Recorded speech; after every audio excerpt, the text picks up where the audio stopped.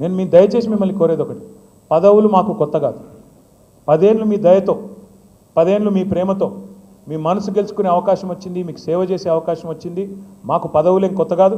మళ్ళీ మీరు గెలిపిస్తే కేసీఆర్ గారు ముఖ్యమంత్రి అవుతారు. మీ దయ ఉంటే మళ్ళీ మేమందరం గెలిచి ప్రభుత్వంలో ఉంటాం. మాకు కొత్త కాదు, పదవులేం కొత్త కాదు, సేవ చేయడం కొత్త కాదు, కొట్లాట అంతకంటే కొత్త కాదు, అరెస్టులు కావడం అంతకంటే కొత్త కాదు. ఉద్యమంలో అరెస్టుకు పోయాము, జైలుకు పోయాము. ఇదే కాంగ్రెస్ వాళ్ళు ఆనాడు అప్పుడు కూడా దొక్కిండ్రు, అప్పుడు కూడా ఇబ్బంది పెట్టిండ్రు. అయ్యేం కొత్త కాదు. కానీ నేను దయచేసి మిమ్మల్ని కొడతా ఉన్నాను. ఇవాళ మేము కంటగింపుగా మారినాం రేవంత్ రెడ్డికి. సబితక్కతో మాతో ఏంది పంచాయతీ ఆయనకి? మాకేమైనా గెట్టు పంచాయతీ ఉందా ఆయనకు? మాకు నేనేమన్నా కొడంగల్లో భూములు కొనడానికి పోతే వాళ్ళ అన్న తిరుపతి రెడ్డితో నాకేమైనా తగాదా ఉందా? ఏమిలే, నాకేమన్నా కొడంగల్లో భూమి లేదు, ఏమి లేదు. కానీ ఎక్కడొస్తుంది పంచాయతీ?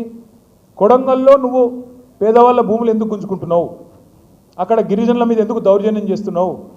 అక్కడ ఎందుకు 60-70 లక్షల ఎకరం విలువ చేసే భూమిని 10 లక్షలకు గుంజుకుంటున్నావు? ఇక్కడ ఫార్మాసిటీ రద్దెందుకు అంటున్నావు? అక్కడ ఫార్మాసి విలేజ్ ముద్దెందుకు అంటున్నావు అని మేము అడిగితే ఆయన కోపం వస్తున్నది. మూసీలో 1100 కోట్లతో అయిపోయేదానికి 1,50,000 కోట్లు ఎందుకు ఖర్చు పెడుతున్నావు అంటే కోపం వస్తున్నది. రైతు బంధు ఎగ్గొడుతున్నావు, దీనికి పైసలు లేవు. స్కూటీలు ఇస్తా అన్నావు, దానికి పైసలు లేవు.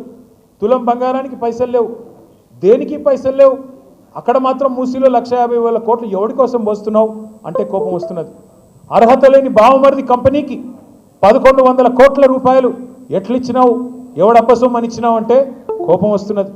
పొంగులేటి శ్రీనివాసరెడ్డి గారు బాంబుల శాఖ మంత్రి, ఆయన ఇంటి మీద ఈడీ రైడ్ అయింది, ఎందుకు ఏం దొరికిందో చెప్తలేరు అంటే కోపం వస్తున్నది. ఆ కోపమంతా మమ్మల్ని ఏదో కేసులు పెట్టి గొంతు నొక్కి లోపల వారేస్తే మాట్లాడేటోడు ఉండడు అని అనుకుంటా ఉన్నారు. కానీ నాకైతే ఇవాళ మీ మణికొండ వాళ్ళని చూసిన తర్వాత అనిపిస్తున్నది, మేము జైల్లోకి పోతే ఒక్క మణికొండ నుంచే నాకు తెలిసినంత వరకు 10,000 మంది తయారవుతారు. తప్పకుండా రేవంత్ రెడ్డి భరతం పడతారు. కూర్చున్న కాడ నిలదీసే శక్తులు, నిలదీసే కేసీఆర్లు, నిలదీసే మా సబితక్కలు ఎంతోమంది ఉన్నారు. మాకు ఆ భయం లేదు. మేము మిమ్మల్ని కోరేది ఒకటి, ఇంకా పోరాటం అయిపోలేదు, ఇప్పుడే ప్రారంభమైంది. 4 ఏళ్ళు ఉన్నది ఈ దౌర్జన్యం, ఈ రౌడీ రాజ్యం. వీళ్ళని తట్టుకోవాలా, నిలబడాలా, ప్రజలను అప్రమత్తం చేస్తూనే ఉండాలా. అడగాల మీ ఎమ్మెల్యే గారిని అడగాల, మణికొండకు వస్తే ఎందుకోసం పోయినవయ్యా అని అడగాల, ఏం తెచ్చినావు అని అడగాల, ఏమిటి కోసం పోయినావు, బీఆర్ఎస్ పార్టీ చేసిన దానికంటే ఈయన ఏమి ఎక్కువ చేస్తాడు, దేనికోసం పోయినావు అని అడగాల. వ్యక్తిగత స్వార్థం కోసం పోయినావా, ఏమన్నా భూముల పంచాయతీలు సాల్వ్ చేసుకోవడానికి పోయినావా, ఆ రియల్ ఎస్టేట్ సామ్రాజ్యంలో నీకు కూడా వాళ్ళు ఇసిరే ఎంగిలి మెతుకుల కోసం పోయినావా, దేనికి కోసం పోయినావా అనే మాట స్పష్టంగా అడగాలి. ఒకవేళ అభివృద్ధి కోసం పోయినా అంటే శేర్లింగంపల్లి ఎమ్మెల్యే అదే చెప్తా ఉన్నాడు, అభివృద్ధి కోసం పోయినా అంటున్నాడు. మాకు కొన్ని విచిత్రం అనిపిస్తాయి. ఇదే శేర్లింగంపల్లి ఎమ్మెల్యే గారు ఎన్నికలకు ముందు ఒక పాంప్లెట్ వేసినాడు, 9,500 కోట్ల రూపాయలతో అభివృద్ధి టీఆర్ఎస్ హయాంలో జరిగింది అన్నాడు.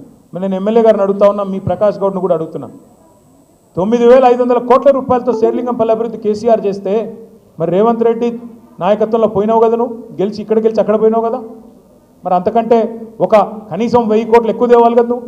9,500 కేసీఆర్ ఇస్తే 10,500 కోట్లన్నా రేవంత్ రెడ్డి ఇస్తేనే కదా నువ్వు అభివృద్ధి కోసం పోయినట్టు. రాజేంద్ర నగర్ ఎమ్మెల్యే కూడా అదే దానికి లోబడి ఉండాలి కదా. ఏవి కాదట. ఇంకా విచిత్రం, ఆ ఖార్గే గారు ఉన్నారు, కాంగ్రెస్ పార్టీ అధ్యక్షుడు. ఆయన నిన్న మొన్న మహారాష్ట్రలో గొప్ప ఉపన్యాసం ఇచ్చినాడు, మహానుభావుడు.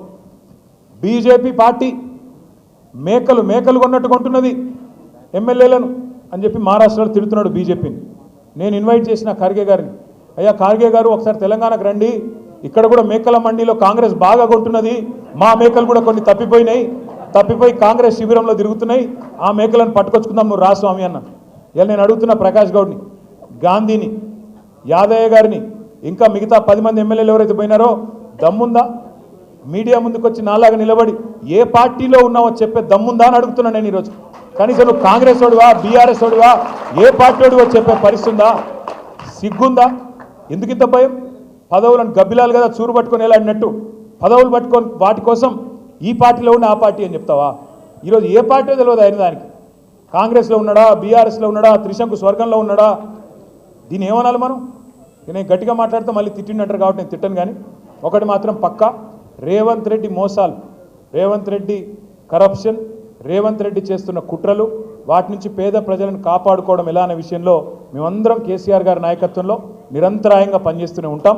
భవిష్యత్తులో కూడా పనిచేస్తూనే ఉంటాం. మీరు తప్పకుండా రాజేంద్ర నగర్లో కార్తిక్ రెడ్డి గారి నాయకత్వంలో ఎక్కడికక్కడ కొత్త కమిటీలు వేసుకుందాం. రాజేంద్ర నగర్ ఉప ఎన్నిక తప్పదు, రాజేంద్ర నగర్లో బై ఎలక్షన్ తప్పదు. తప్పకుండా రేపటి రోజున గులాబీ జెండా ఎగిరే విధంగా అందరం కలిసికట్టుగా కష్టపడదాం. మీకే కష్టం వచ్చినా సబితమ్మ ఉన్నారు, నేనున్నాను, మహమూద్ భాయ్ ఉన్నారు. మొత్తం వేదిక మీద కూర్చున్న నాయకులందరం క్షణం ఆలస్యం చేయకుండా మీకోసం పరుగున వస్తాం. ఎవ్వరూ భయపడాల్సిన పని కానీ బాధపడాల్సిన పని కానీ ఉండొద్దు అని చెప్పి కూడా కోరుకుంటూ మనస్ఫూర్తిగా మీ అందరికీ స్వాగతం తెలుపుతూ జై తెలంగాణ.